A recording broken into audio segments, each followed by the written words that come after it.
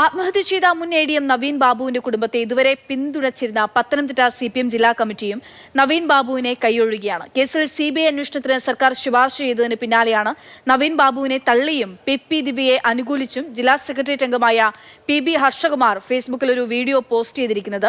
നവീൻ ബാബു ജീവനൊടുക്കിയത് കുറ്റബോധം കൊണ്ടാണ്. യാത്രയപ്പ് യോഗത്തിൽ അനുവാദമില്ലാതെ കയറി ചെന്നു എന്നുള്ള തെറ്റു മാത്രമേ ദിവ്യ ചെയ്തിട്ടുള്ളൂ എന്നും ഹർഷകുമാർ പറയുന്നു.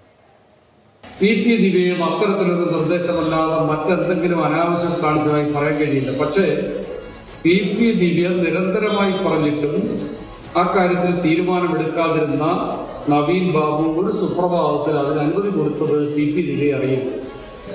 അറിഞ്ഞപ്പോൾ തന്നെ അവർക്ക് മനസ്സിലായി ഇത് ഒരു അഭിലഷണീയമായ മാർഗത്തിലൂടെയല്ല. കാരണം അദ്ദേഹം അതുവരെ പറഞ്ഞ തടസ്സഭാവങ്ങളെല്ലാം മാറ്റിവെച്ചിട്ട് അദ്ദേഹം അനുമതി കൊടുക്കുമ്പോൾ സ്വാഭാവികമായി ചില സംശയങ്ങളുണ്ടാകും.